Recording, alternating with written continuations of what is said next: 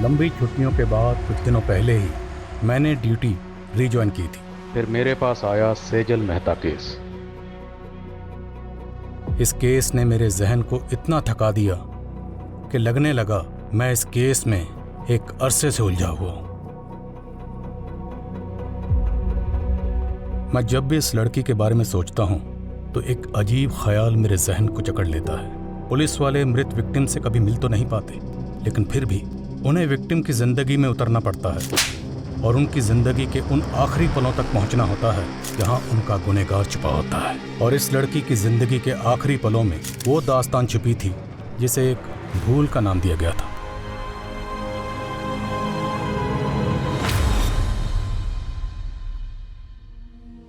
अक्सर ऐसा क्यों होता है, जो लोग दूसरों के हक के लिए लड़ते हैं, किस्मत उनके हक में गलत फैसला सुना देती है।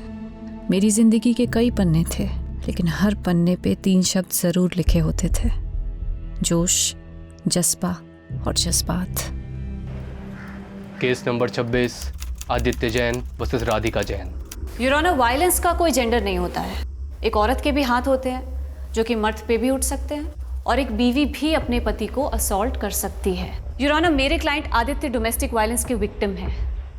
जब रिश्ते हिंसा की बलि चढ़ते हैं तब जज्बाती चोट जिस्मानी चोट से ज्यादा दर्द भरी होती है। एंड योर ऑनर, दर्द का भी कोई जेंडर नहीं होता है। और झूठ का भी कोई जेंडर नहीं होता। झूठ को सच बनाने की भूमिका चाहे जितनी भी अच्छी तरीके से कर ली जाए, लेकिन प्रूफ क्या है? योर ऑनर, ये आदित्य की मेडिकल रिपोर्ट्स हैं जिसमें उसकी पुरानी इंजरीज के प्रूफ हैं। योर ऑनर, आदित्य के फ्रेंड्स, नेबर्स हर कोई स्टेटमेंट दे चुका है और सबका यही कहना है कि वायलेंट आदित्य नहीं, राधिका है। योर ऑनर, अगर मेरे क्लाइंट चाहें तो काउंटर केस भी कर सकते हैं, बट हम कोर्ट का टाइम वेस्ट नहीं करना चाहते, इसलिए आई अपील कि इस केस को डिसमिस करके डिवोर्स ग्रांट कर दिया जाए। मुझे बहुत अफसोस के साथ कहना पड़ रहा है कि एक महिला होने के बावजूद भी सेजल जी इस केस को जीतने के लिए बहुत कुछ मैनिपुलेट कर रही हैं। आप अपनी दलीलें नहीं प्रूव कर पा रहे हैं तो कुछ भी कह रहे हैं, but I believe in justice your honour. Domestic violence act का कई बार गलत तरह से इस्तेमाल हुआ है, सो आई होप इस केस में एक ऐसा वर्डिक्ट आए जो कि सभी डोमेस्टिक वायलेंस एक्ट को वायलेट करने वालों के लिए एक बड़ा सबक हो। सेजल, मुझे अब विश्वास हो गया है कि तुम्हारी मदद से मैं ये केस जीत सकता हूँ। मैं तुम्हें बता भी नहीं सकता हूँ कि उस औरत के साथ मैं कितनी घुटन महसूस करता था। सेजल, कब से कॉल लगा रहा हूँ, फोन भी बंद है तुम्हारा। सॉरी प्रतीक, मैं कोर्ट रूम में थी। तो मुझे यहाँ क्यों बुलाया? पहले ड्राइवर समझ रखा है। वैसे सही है, तुम्हारा वेट करता रहो मैं हमेशा, है ना? सॉरी यार। Aditya, he is Prateek, my fiance. Hi. Hi. अब आपका ऑर्डर हो तो चले यहाँ से। See you on the verdict day. Let's go, bye.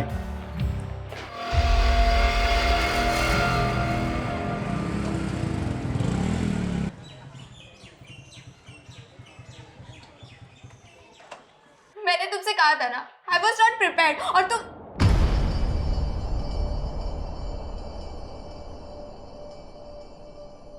Anjali. क्या हुआ Raghav?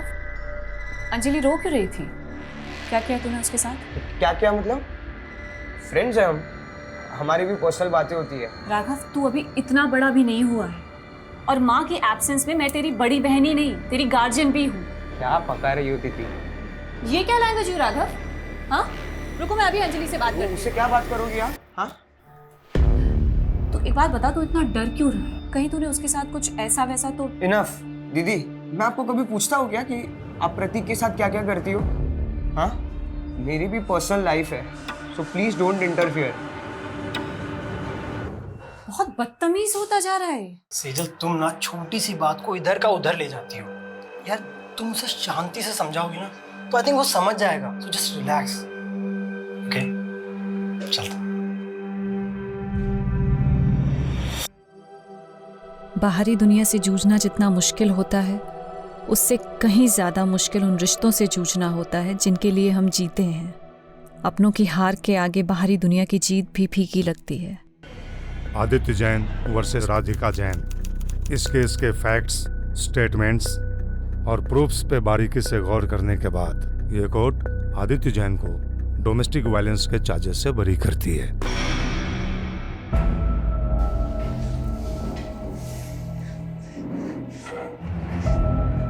Thank you Sejal.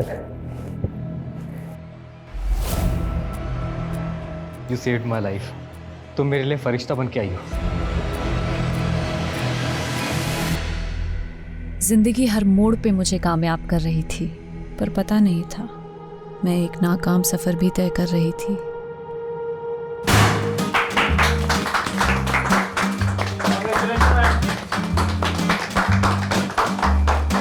Many congratulation Sejal. मुझे पता था तुम ये केस जीत कर रहो।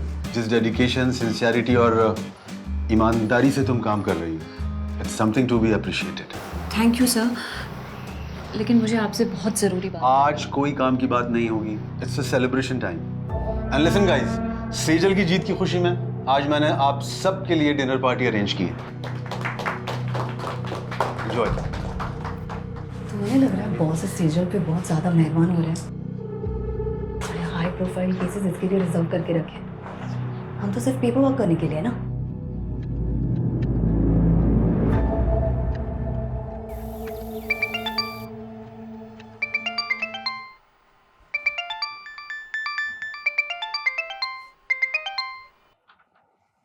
राघव, अखबार में सेजल और उसके केस के बारे में छपा हुआ है और उसने मुझे बताया भी नहीं। कहाँ है वो? दीदी सो रही होगी माँ, मुझे भी सोने दो। 8 बज रहे हैं राघव, उठ और सेजल से कह मुझे फोन करेगी। दीदी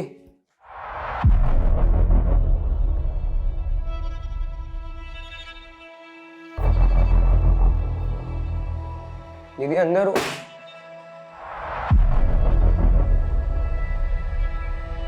दीदी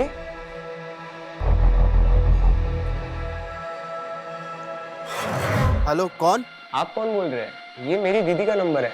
आपकी दीदी? वो यहाँ हाईवे पे घायल पड़ी है। क्या? ये लो पकड़ो। आपने ही फोन किया था? जी। राघव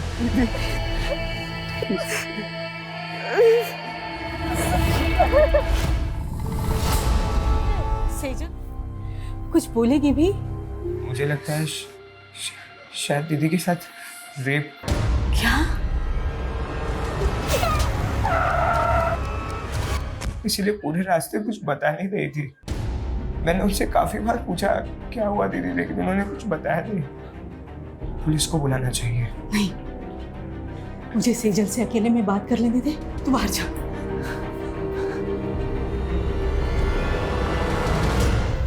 क्या तेरे साथ किसी ने जबरदस्ती की? राघव, सेजल ठीक तो है ना? मुझे लगता है कुछ तो हुआ है जो तुम मुझसे छुपा रहे हो। नहीं प्रतीक, ऐसा कुछ नहीं है। अगर सब कुछ ठीक है तो वो मेरा फोन क्यों नहीं उठा रही है? वो दीदी सो रही है। वो धीरे धीरे नॉर्मल हो जाएगी। नहीं, यहाँ बैठे बैठे कुछ नहीं होगा। मैं दीदी को लेके जा रहा हूँ। काम करेगी तो उनका मन बदलेगा। ठीक है, मैं भी तेरे और सेजल के साथ वहां आती हूँ।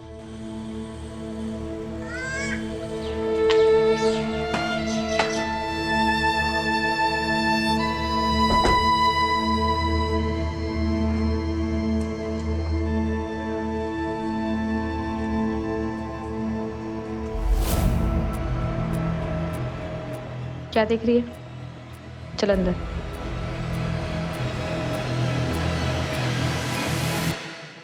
बेटा, तूने जिंदगी में कभी हार नहीं मानी। मैं तुझे ऐसे बुझा बुझा नहीं देख सकती। हम यहाँ दोबारा इसलिए आए हैं ताकि तू पहले जैसी बन सके। मैंने कभी भी किसी भी वजह से आपको दुख पहुंचाया हो तो उसके लिए आई एम सॉरी। पर प्लीज आप पहले जैसे हो जाओ ना। आप है ना, अभी मुझे जितना भी डांटोगे ना, मैं सब सुन के लूंगा। जो बोलोगे वो मैं करूंगा दीदी। आपकी सारी डांट सुन के लूंगा। आप जहाँ बोलोगे हम वहां जाएंगे दीदी। तो प्लीज पहले जैसे बन जाओ। You are my strength.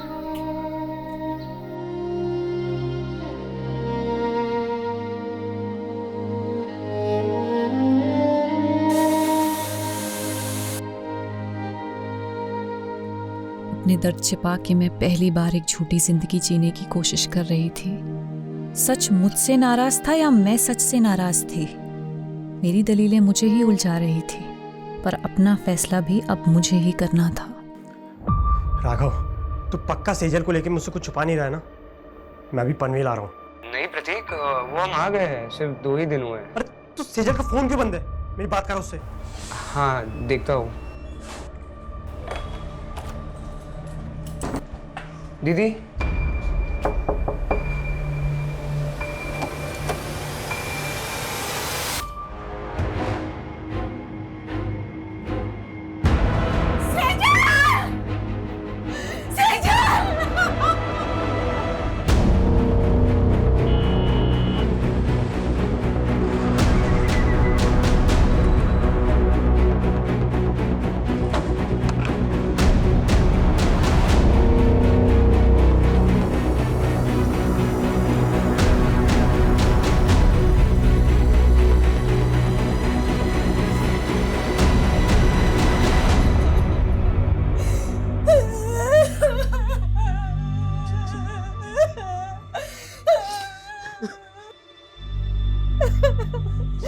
क्या कर लिया तूने?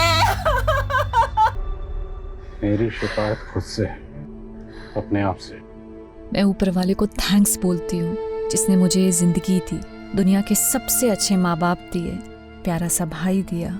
लेकिन मुझे नहीं मालूम था मेरी एक भूल मुझे उनसे इतना दूर कर देगी। मुझसे बहुत बड़ी भूल हो गई जिसकी सज़ा मैं अपने आप को दे रही हूँ। मुझे हमेशा अफसोस रहेगा कि मैं आपका साथ छोड़कर जा रही हूँ। आपकी सेजल। शहर की एक युवा लॉयर सेजल मेहता की लाश घर में फंदे से लटकी पाई गई। क्या सेजल ने खुदकुशी की या ये एक हत्या है? ये सवाल फिलहाल पूरा शहर पूछ रहा है। प्रारंभिक जांच में अभी तक पुलिस कोई ठोस नतीजे पर पहुंच नहीं पाई है। ये सुसाइड नोट में सेजल ने किसी भूल का जिक्र किया हो। क्या भूल हुई थी? और उसके चेहरे पर चोट के निशान थे। वो चोटें कैसी आई? आप लोग बोलते क्यों नहीं है? ये सब माँ की भी भूल है सर।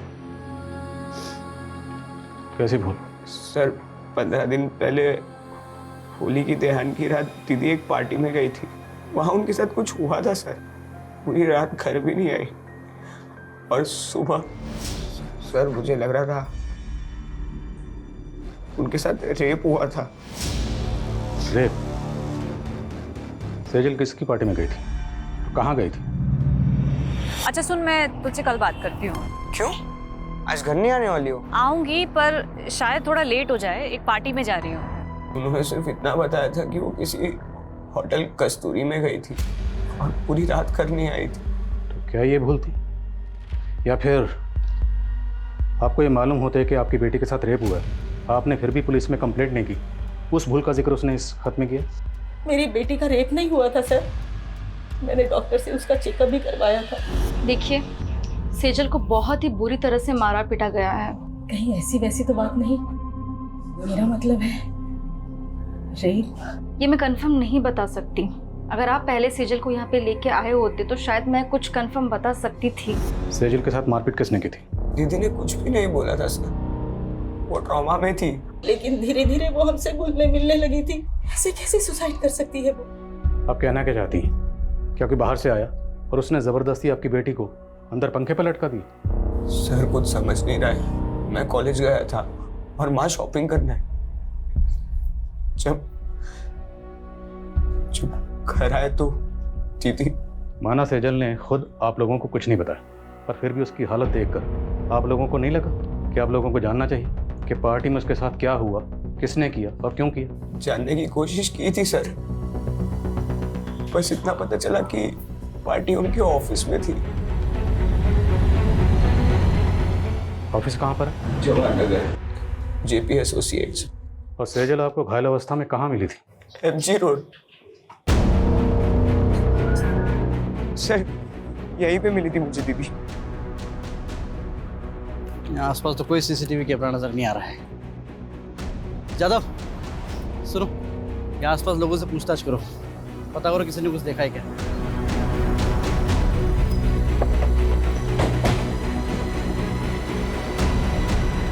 सेजल बहुत स्ट्रांग लड़की थी। मैं मान ही नहीं सकता कि वो सुसाइड करेगी। 12 मार्च की रात आपके ऑफिस की तरफ से कोई पार्टी थी? हाँ, पार्टी तो थी। सेजल ने एक कंट्रोवर्शियल केस जीता था, उसी के सेलिब्रेशन में। और ये सेलिब्रेशन होटल कस्तूरी में हुआ था? कस्तूरी? नहीं तो पार्टी तो ऑफिस में थी। सर, कस्तूरी होटल के बारे में मैं कुछ नहीं जानती। उस दिन पार्टी यहाँ पे ऑफिस में ही थी। ये पार्टी कब तक चली थी? करीब 9 बजे तक। और जब सेजल यहाँ से गई तो सब नॉर्मली था सर। अच्छा, हाँ पांडे बोलो। सर, ये जिस हाईवे पे सेजल की लाश मिली थी वहाँ से 7 किलोमीटर दूर कस्तूरी प्लाजा नाम का एक होटल है। लेकिन राघव ने तो हमें होटल कस्तूरी बोला था। एनीवेज, इस कस्तूरी प्लाजा की लोकेशन भेजो मुझे तुरंत।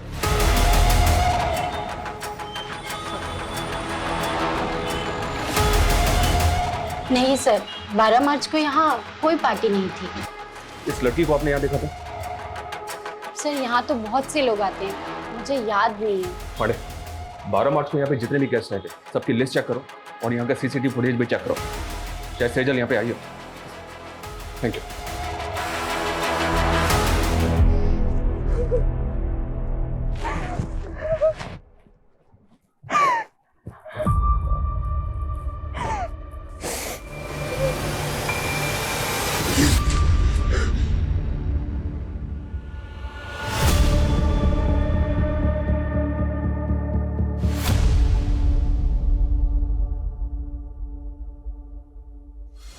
राघव, क्या है ये? मैंने मेरे बैंकिंग ऐप का पासवर्ड बता दिया तो तुम मिसयूज करोगे मेरे फंड्स का? किससे पूछ के तूने 35,000 रुपए निकाले मेरे अकाउंट से? मैं आपको बताने ही वाला था। और क्या करेगा तू इतने बड़े अमाउंट का? बोल।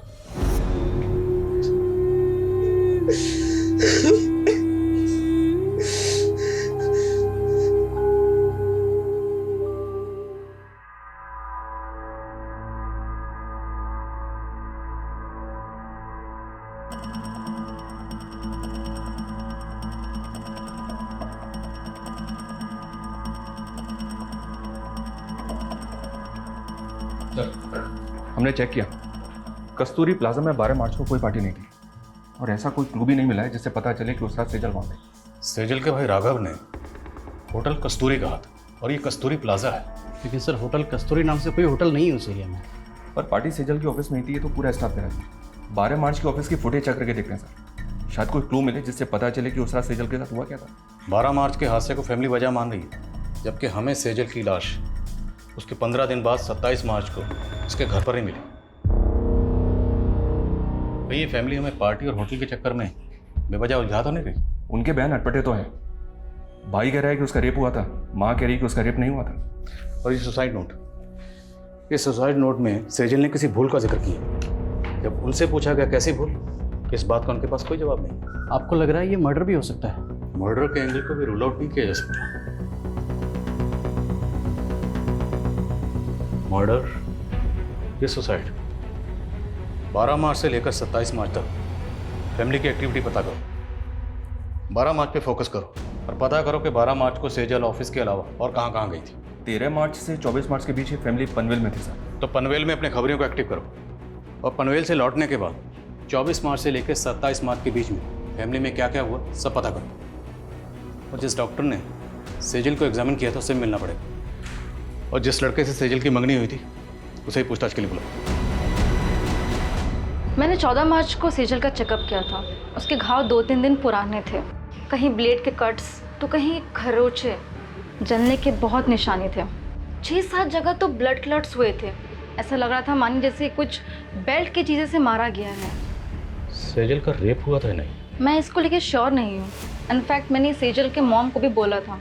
आपकी सेजल से कुछ बात हुई थी? उसने आपको कुछ बताया कि उसके साथ ये सब कैसे हुआ? मैंने सेजल को बहुत पूछा पर उसने कुछ बताया नहीं। इतना दर्द सहने से तो ज्यादा अच्छा होता कि हम गांव ही भाग जाते। जब घर छोड़ के भागे थे तब क्या दर्द कम थे? अरे दर्द दबा के मुस्कुराना सीखा है और मेकअप लगा के जख्म छुपाना भी। जब तक जवानी है बिक रहे हैं, अभी का कमाया हुआ ही आगे चल के उम्र ढलने के बाद काम आएगा, समझी? माना सेजल की फैमिली ने आपको कुछ भी साफ साफ नहीं बताया कि सेजल के साथ क्या हुआ था, पर आपको कुछ तो अंदाजा हुआ होगा कि सेजल के साथ ऐसा किसने किया होगा। हमेशा खुशी दिखती थी। मेरे लिए सोच पाना मुश्किल है कि उसके साथ में ऐसा कुछ हुआ है। 12 मार्च को सेजल के ऑफिस की कोई पार्टी थी। अब अगर सेजल उस पार्टी में जाती तो जाहिर सी बात है आपको तो पता ही होता ना। मेरी इस बारे में उससे फ़ोन पे भी बात हुई थी। प्रतीक, बॉस ने ये केस जीतने की खुशी में एक पार्टी रखी है, लेकिन मुझे ये सेलिब्रेशन बिल्कुल अच्छा नहीं लग रहा है। पर हुआ क्या? मुझसे बहुत बड़ा गूफअप हो गया। गूफअप? कैसा गूफअप? सर क्लियरली मुझे कुछ नहीं पता है, but it was something related to her work. Sejal ने ये लॉ फॉर्म 4 साल पहले ज्वाइन की थी, पर इसमें गौर करने वाली बात है वो ये कि सेजल ने जितने भी केसेस जीते थे या जितने भी केसेस पे वो काम कर रही थी, उनमें से ज़्यादातर केसेस वो थे जो पहले उसकी कुलीग कविता के पास थे। मतलब कविता के केस सेजल को दिए जा रहे, जबकि पहले सेजल कविता को असिस्ट कर रही थी। सर ऑफिस की फुटेज में भी हमने कविता और सेजल के एक और कलीग विकल्प को पॉइंट आउट किया था।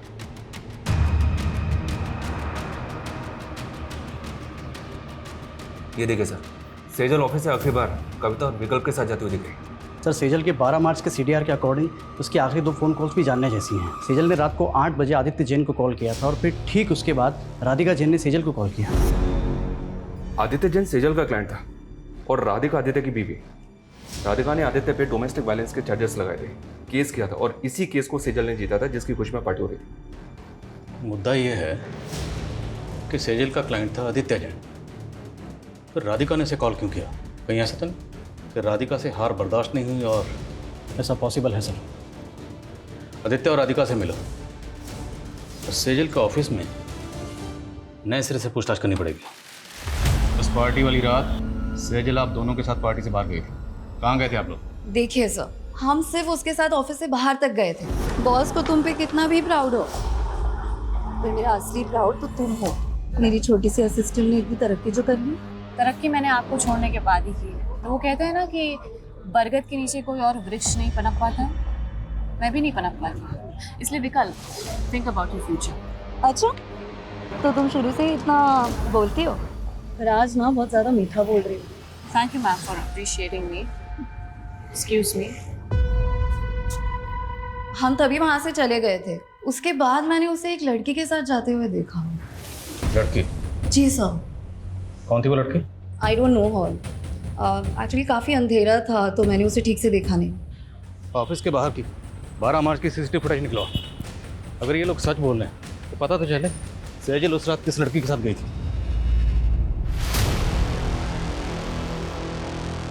मैंने तुम्हें रोका था, लेकिन तुमने मेरी बात नहीं मानी और अब तुम्हारी वजह से अब मैं प्रेग्नेंट हूँ।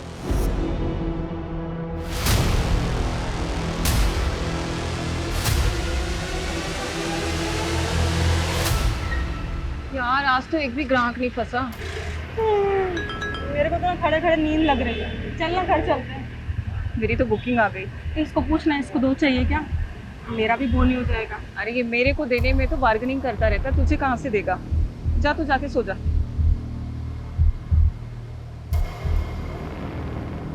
आदित्य से केस हार गई थी, वो भी सेजल की वजह से। तो फिर 12 मार्च की रात को आपने सेजल को किस इरादे से कॉल किया? नहीं सर, मैंने उसे कॉल नहीं किया था। मैंने उसके 5-6 मिस्ड कॉल देखे, तब जाकर मैंने उसे कॉल बैक किया था। तो बात क्या हुई थी आपकी उसके साथ? सेजल को गिल्ट हो रहा था। गिल्ट? अब क्या है सेजल? सॉरी राधिका, जिंदगी में पहली बार मैंने एक गलत इंसान का केस ले लिया। कहना क्या चाहती हो तुम? मुझे आदित्य की सच्चाई पता चल गई है। आई नो, आदित्य नहीं बल्कि तुम डोमेस्टिक वायलेंस का शिकार हुई हो। मैं खुद सेजल की बात सुनकर हैरान थी सर। ऊपर से वो बोल रही थी कि वो मेरे लिए आदित्य के खिलाफ लड़ेगी। हाँ बोलो। सर, ये आदित्य के घर पे तो ताला है और मैंने पता किया ये 12 मार्च से ही गायब है और काफ़ी दिनों से इसका फ़ोन भी बंद आ रहा है। आदित्य का 12 मार्च से गायब होना और आदित्य की वाइफ राधिका का ये कहना कि सेजल को उसके लिए गिल्ट हो रहा था, मामला कुछ समझ में नहीं आ रहा। इस गिल्ट को क्या हम सुसाइड नोट में लिखी भूल से कनेक्ट कर सकते हैं? तो फिर सवाल ये है कि इस केस को जीतने के बाद 12 मार्च को जो पार्टी दी गई, सेजल उसमें शामिल थी। सेजल उस पार्टी में क्यों गई? राधिका की बात पर हम ऐसे ही यकीन नहीं कर सकते, हमें खुद क्रॉस चेक करना होगा। Right sir. जिस औरत पर अपने पति को टॉर्चर करने का आरोप हो, वो सेजल से बदला लेने के लिए उसको भी तो टॉर्चर करवा सकती है। तो फिर आदित्य क्यों गायब है? सर शायद उसको भी राधिका नहीं गायब करवाओ, वो उसका राज जानता था। अब इस राज से पर्दा तभी उठ सकता है जब हमें पता हो कि आदित्य क्यों गायब हुआ और कैसे गायब हुआ। आदित्य की बैकग्राउंड खंगाल, और मुझे लगता है कि हमें इस बारे में सेजल के बॉस से बात करनी चाहिए। सर हमें सर सेजल की पोस्टमार्टम रिपोर्ट। पोस्टमार्टम रिपोर्ट के मुताबिक कॉज ऑफ डेथ स्ट्रैंगुलेशन, मतलब मौत दम घुटने से हुई। जिस्म पर चोटों के निशान थे, पर पोस्टमार्टम रिपोर्ट रेप कंफर्म नहीं करती। वो शायद इसलिए क्योंकि पोस्टमार्टम उसकी मौत के काफ़ी दिनों बाद किया गया। मुमकिन है कि रेप हुआ, क्योंकि लड़की के साथ ज़बरदस्ती तो हुई थी। सर सुसाइड नोट से सीजर की हैंडराइटिंग मैच हो रही है, और हमारे पनवेल के खबरियों से इंफॉर्मेशन मिली है सर। कैसी इंफॉर्मेशन? पनवेल में सेजल के चाचा चाची रहते हैं। पिछले 7 सालों से दोनों परिवार के बीच कोई बातचीत नहीं है। दरअसल सेजल के पापा की दुकान थी जो सेजल के चाचा ने हड़प ली थी। शैलेंद्र, मेरे पति के गुजरते ही तूने अपने रंग दिखाने शुरू कर दिए। पहले उनका बैंक अकाउंट फ्रीज करवा दिया और अब उनकी दुकान हड़प ली। अरे मैं अपने बच्चों की देखभाल कैसे करूंगी? मैं हूं ना, खर्चा उठा लूंगा तुम सबका। वो दुकान मेरे पापा की थी चाचा जी। आप वहाँ सिर्फ नौकरी करते थे और ऐसे कह रहे जैसे हम पे एहसान कर रहे हैं। बस सेजल, भाभी समझाओ इसको। भैया के बाद कोई नहीं है मेरे अलावा तुमको पालने वाला। पाला मेरे पापा ने है आपको चाचा, अपनी दुकान में काम देके, और आप हमें पालोगे। शैलेंद्र, जबान को लगाम दो इसकी, नहीं तो हाथ पैर जबान सब काट के रख दूंगा। और भूता है ना तो आके हासिल कर लेना वो दुकान। शैलेंद्र ने हमें सताया तो बहुत था सर, और शैलेंद्र के उस थप्पड़ ने सेजल के अंदर बहुत बड़ा परिवर्तन ला दिया था। कैसा परिवर्तन? लॉ पढ़ रही थी सर। उन्होंने ठान लिया था कि चाचा से हमारा हक लेकर रहेगी। दिन रात उन्होंने पढ़ाई की और उसके साथ साथ पार्ट टाइम जॉब भी करती थी। चाचा के खिलाफ केस की पैरवी उन्होंने खुद की थी सर। उसने अपने जीवन की हर लड़ाई जीती थी सर। समझ में नहीं आता खुद से कैसे हार गई। क्या लगता है आप लोगों को, क्या शैलेंद्र सेजल के साथ ऐसी ज्यादती कर सकता है? सर आप 7 साल पुरानी बातें कुरेद रहे हैं और इन बातों को हम कब का भूल चुके हैं। हमने हमेशा सेजल और राघव को अपने बच्चों की तरह माना था। विश्वासघात उन्होंने किया।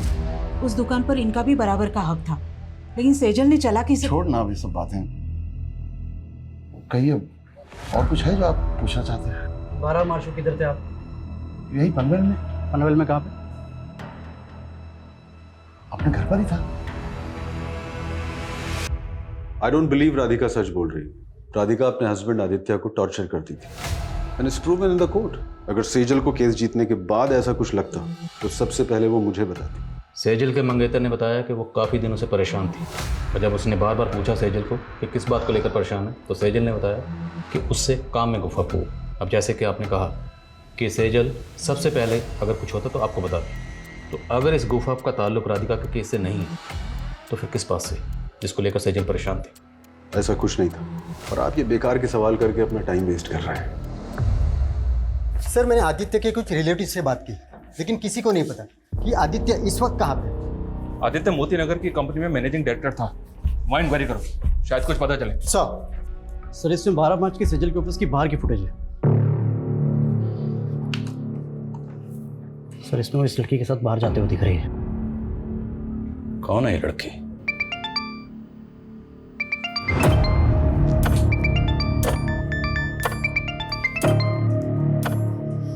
हाँ बरखा बोल। सिमी, एक गाड़ी वाले ने मुझे बहुत टॉर्चर किया। मुझे पैसे भी नहीं दिए और मेरे सारे पैसे ले लिए। मेरे पास तो वापस आने के लिए पैसे नहीं है।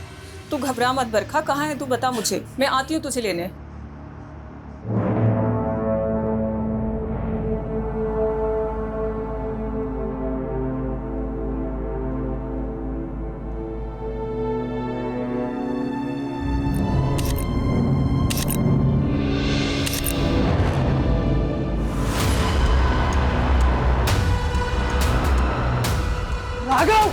प्रॉब्लम क्या है तेरी?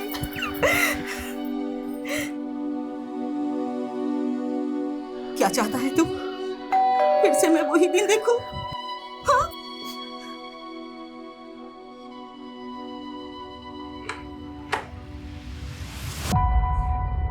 ऐसा करने से पहले तुमने एक बार भी अपनी माँ के बारे में नहीं सोचा? कहीं वजह तुम्हारी दोस्त अंजलि से तो नहीं जुड़ी? हाँ?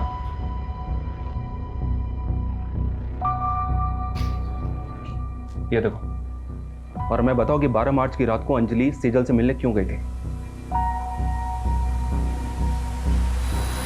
35,000 रुपए राघव कोई छोटी मोटी रकम नहीं होती है। और क्या करेगा तू इतने बड़े अमाउंट का? क्या हुआ? सच सच बता, बात क्या है? दीदी,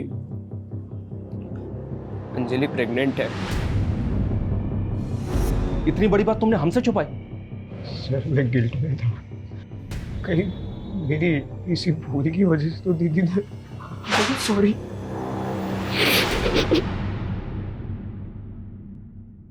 कोई प्रेग्नेंट नहीं थी तुम, ये सब ड्रामा है ना? प्रेग्नेंट हो तुम? कोई प्रूफ है? तुम दोनों ने मेरे भाई को बेवकूफ बनाया सिर्फ पैसे हटने के लिए।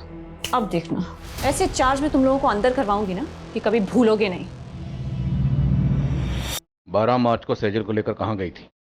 मैं तो बस माफी मांगने गई थी उनसे। तुम यहाँ क्या कर रही हो?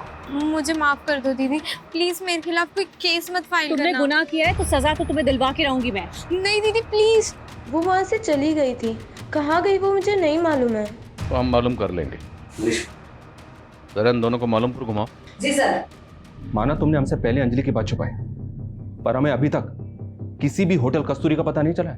दीदी ने मुझे यही बोला था कि वो उस रात होटल कस्तूरी जा रही थी। अगर होटल कस्तूरी वाकई है तो कहीं तो होगा।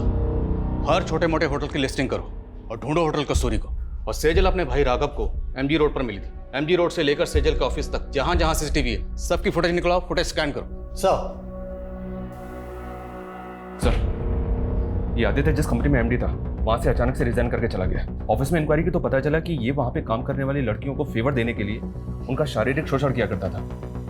ये बात आदित्य के ऑफिस की एक लड़की ने सेजल से कांटेक्ट करके उसे बताई थी। तो पूरे चांसेस हैं कि आदित्य की वाइफ राधिका का बयान सही है कि सेजल उसके खिलाफ एक्शन लेने वाली थी, क्योंकि आदित्य 12 मार्च से ही गायब। आदित्य के ऑफिस से उसके बारे में एक और लीड मिली है सर।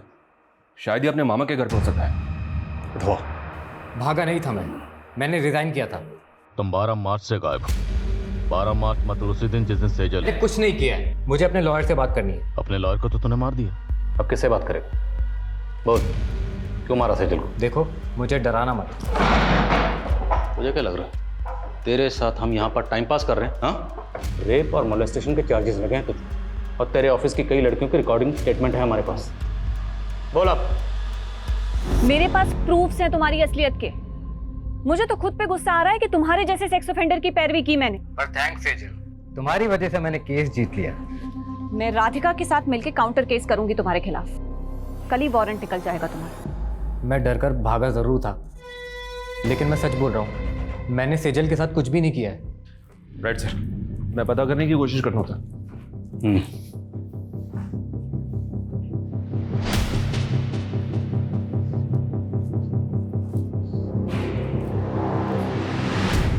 सेजल ने जिस भूल का जिक्र किया था, क्या भूल ये थी कि उसने आदित्य जैसे गलत आदमी की पैरवी की?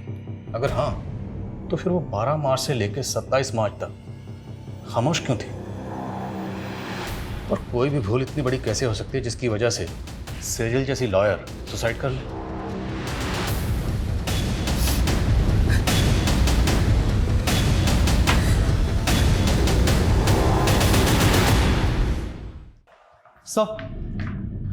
सर, सेजल ने 5 मार्च को कोर्ट में पिटीशन फाइल की थी, जिसमें उसने कोर्ट से अपील की थी कि 7 साल पहले उसके पिता की मौत हार्ट अटैक से नहीं बल्कि उनकी हत्या हुई थी। सर, पिटीशन तो अंडर कंसिडरेशन है, लेकिन सेजल को ये शक था कि उसके चाचा शैलेंद्र का हाथ इसमें था। लेकिन सेजल ने ये पिटीशन 7 साल बाद क्यों फाइल की? आखिर 7 साल बाद उसके हाथ में ऐसा क्या सुराग लगा हो? सेजल की माँ को भी इस बारे में कुछ नहीं पता, लेकिन सर वो हमें शैलेंद्र के बारे में भी कोई सबूत नहीं मिल रहा है। अगर सेजल की पिता की हत्या के पीछे वाकई उसके चाचा शैलेंद्र का हाथ था और उसके बावजूद वो 7 साल से बाहर है, तो मतलब प्लानिंग लंबी की होगी। और अब सेजल 7 साल बाद उस पर मर्डर चार्जेस लगाकर उसे अंदर करवाने वाली थी। मोटिव स्ट्रांग है। इस शैलेंद्र के बारे में पता करो, उसकी हर एक हरकत पर नजर रखो। Okay sir.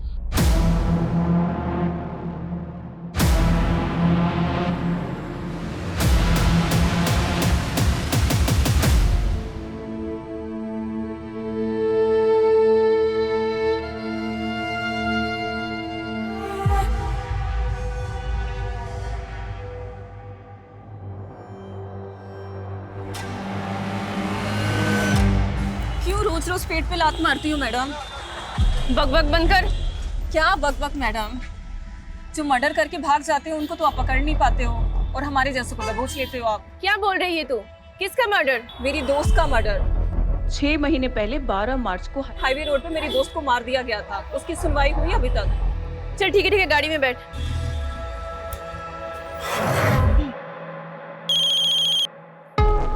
हाँ बोल। सोनू खबरी बोल रहा हूँ साहब। वो आपके हाईवे वाले केस का क्या हुआ? उन्होंने क्या बोला ऐसा क्या? अरे साहब वो क्या है ना कि मैंने सुभाष नगर पुलिस को एक चकले का टिप दिया है और वहाँ पे एक प्रोस्टिट्यूट बोल रही है कि उसकी फ्रेंड का 2 महीने पहले वहाँ पे मर्डर हुआ। मर्डर? हाँ साहब। क्या 12 मार्च को एमजी रोड पर एक और मर्डर हुआ था? हाँ सर, और सेजल भी 2 महीने पहले एमजी रोड पे बेहोशी की हालत में मिली। वो लड़की कौन थी जिसके बारे में खबरें नहीं बताया? सर उसका नाम सिमी है, प्रोस्टिट्यूट है, आज ही अंदर हुई है। इस सिमी से मिलकर चांस लेते, शायद कोई काम की बात पता चले। साहब मेरी दोस्त थी बरखा, उसका एक्सीडेंट हुआ था। लेकिन आपने तो पहले कहा था कि मर्डर हुआ था। साहब किसी ने जानबूझकर उसको गाड़ी से उड़ा दिया था। आपको ये कैसे पता कि किसने जानबूझ के उड़ाया था? हाँ बरखा बोल। मेरे पास ना वापस आने के लिए पैसे नहीं है। तू घबरा मत बरखा, कहाँ है तू बता मुझे। मैं एमजी रोड पे गाड़ी वाला एक लड़की को फेंक दिया, ग्रे कलर की गाड़ी से एक लड़की। बरखा मुझे कुछ समझ में नहीं आया और उसके बाद उसका एक्सीडेंट हो गया। बरखा ने आपको उस गाड़ी का नंबर बताया था? नहीं साहब, लेकिन बरखा ने बताया था कि ग्रे कलर की कोई कार थी। आपकी बरखा से बात कब हुई थी? मेरा मतलब तारीख क्या थी? सर 12 मार्च को रात के 2-2:30 बजे के आसपास। 12 मार्च की रात को सेजल जहां पर जख्मी हालत में मिली थी उस जगह पर सीसीटीवी नहीं है, लेकिन वहां से 3 किलोमीटर दूर एक सिग्नल है, वहां पे सीसीटीवी है और रास्ते में कोई भी राइट या लेफ्ट टर्न नहीं है, सीधा रास्ता है। उस सीसीटीवी की फुटेज स्कैन करो, जितनी भी सफेद रंग की गाड़ियां दिखती हैं सबकी लिस्टिंग करो।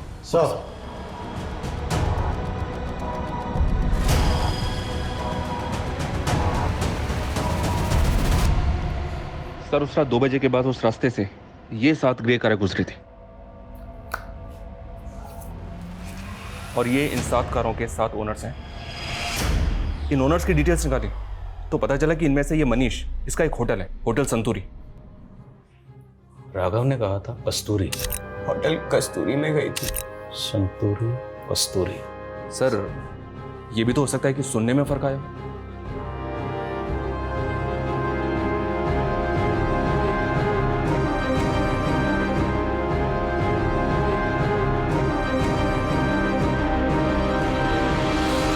मेरा यकीन कीजिए सर, मेरी सेजल से कोई दुश्मनी नहीं थी। मैं तो बेकार में ही अपने दोस्त के लफड़े में फंस गया। कौन दोस्त?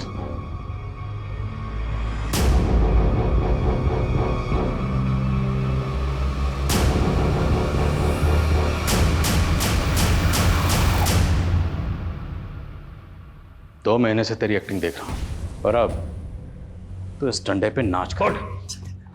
सेजल ने क्या बिगाड़ा था तुम्हारा? सर मेरा पहले बिल्कुल भी इरादा नहीं था उसे नुकसान पहुंचाने का, बल्कि वो तो ऑफिस की पार्टी मनाने के बाद में उससे मनीष के होटल में मिलने भी आई थी।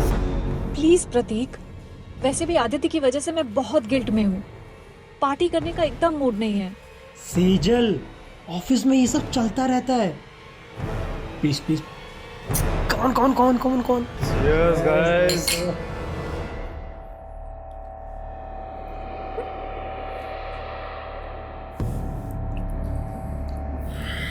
सेजल,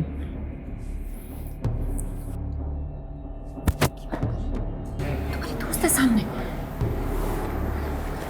दोस्त पास में नहीं होते तब भी कौन सा तुम्हारे पास आने देती हो? तुम ना मेरे स्वाभिमान को बहुत हर्ट करते हो मुझे। चढ़ गई क्या तुम्हें? पागल हो गए हो क्या? क्या कर रहा है ये? छोड़ भाभी को। चुप। काहे की भाभी? आज ना तेरा रेप करूंगा मैं, पता है? क्या बोल रही है? तेरा मन कर रहा है तो तू भी कर ले।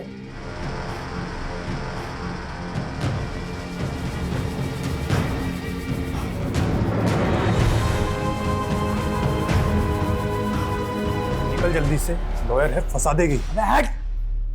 काहे की लॉयर? लवर है ना मेरी, बट तो भूलेगी कुछ नहीं, देखना है ना?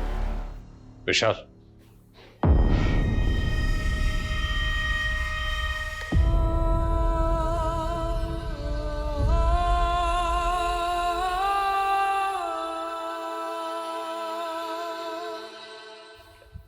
सर सेजल के साथ उसके अपनी मंगेतर ने इतना सब किया, फिर भी वो 15 दिन तक चुप रही। जबकि सेजल कोई आम लड़की नहीं थी, एक लॉयर थी, एक ऐसी लॉयर जो लोगों के इंसाफ के लिए ईमानदारी से लड़ती थी। सेजल प्रतीक को बचपन से प्यार करती थी।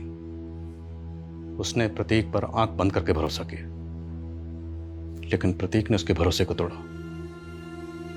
जब इंसान को किसी अपने सबसे ज्यादा करीबी से धोखा मिलता है तो उस इंसान का पूरी इंसानियत से भरोसा उठ जाता है। सेजल के साथ भी यही हुआ। उसने अपने सुसाइड नोट में यही लिखा कि उसे लग रहा था कि प्रतीक पे भरोसा करके उसने अपनी जिंदगी की सबसे बड़ी भूल की। वो भूल जरूर थी, लेकिन सबसे बड़ी नहीं। सबसे बड़ी भूल थी उसका अपनी जिंदगी को खत्म करना, खुदकुशी करना।